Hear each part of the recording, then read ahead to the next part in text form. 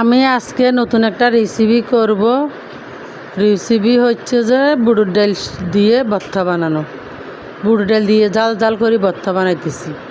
তো আমি এখন প্রথমত মরিচ, পেঁয়াজ, রসুন, আদা ওগুলা তেলে দিতেছি। একটু করে তেল দিয়ে তেলে দিতেছি। আমি মানে খোলাতে একটু গরম করে নিতেছি। তো আমার খোলাত গরম করা হয়ে গেছে। আর এই বুটের ডালগুলো আমি প্রথমত সিদ্ধ করলাম। প্রথমত একদম ভালো করে একেবারে সিদ্ধ করে নিয়েছি। আমি সিদ্ধ করে নিয়ে আমি সবগুলা বাটনায় নিয়ে ফেললাম। বাটনায় নিয়ে অর্ধেক বাটনার থেকে উঠে ফেললাম, কারণ সবগুলো একসাথে আবার বাটা যাবে না বাটনাতে। তো আমার বাটনাতে বাটা হয়ে গেছে। খুব সুন্দর করে একবারে নরম করে সিদ্ধ করছি। তো একেবারে তাড়াতাড়ি একদম বাটনাত ডলার সাথে সাথে হয়ে গেছে। তো আমি এখন মরিচ পেঁয়াজগুলো তেলে দিয়েছি। যে এই মরিচ পেঁয়াজগুলো ডাল তো আমার বাড়া হয়ে গেছে। মরিচগুলো এখন পিষতেছি।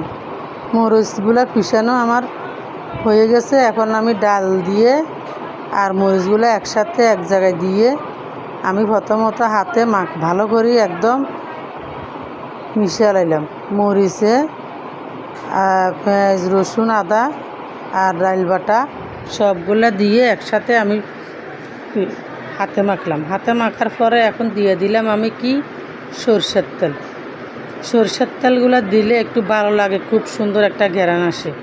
আর সরষের তেল দিলে ভর্তাগুলা খুব মাখা মাখা হয়, দলা দলা হয়, খেতেও ভালো লাগে।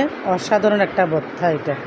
তো আপনারা যদি আমার এই রেসিপিটা দেখার পরে যদি ভালো লাগে আপনাদের, তো আপনারা এরকম প্রথমত ডালগুলো সিদ্ধ করবেন। সিদ্ধ করে এভাবে ফাটায় ফিশে খেতে পারেন, কারণ অনেকের ফাটাই ফিশে, অনেকে বাটনায় ফিশে। আমাদের ফাটাও আছে, বাটনাও আছে, ব্লেন্ডার নেই।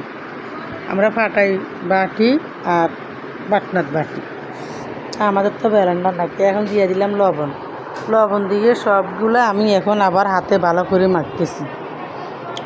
একদম লবণ, মরিচ, পেঁয়াজ সব কিছু একদম যে মিশে যায়। তো আমার এই রেসিপি যদি আপনাদের আজকে রেসিপিটা হচ্ছে যে শাকভাজি, আবার বুটের ডাল দিয়ে শুটকি দিয়ে রান্না করছি, আবার এই লইট্টা মাছ রান্না, আবার এগুলো হচ্ছে যে ইচ্ছা মাছ দিয়ে আলু দিয়ে রান্না, আবার এগুলো হচ্ছে যে ডাল ভর্তা। আসলে ডাল ভর্তা দিয়ে ভাত জাল জাল করে খেতে এত দারুণ যে লাগে, খুব মজা লাগছে আমাদের কাছে। অনেক মজাদার একটা রেসিপি। লাইক, কমেন্ট, শেয়ার করবেন সবাই।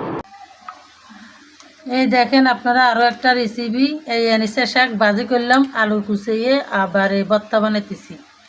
এনেসের শাক দিয়ে ভর্তা।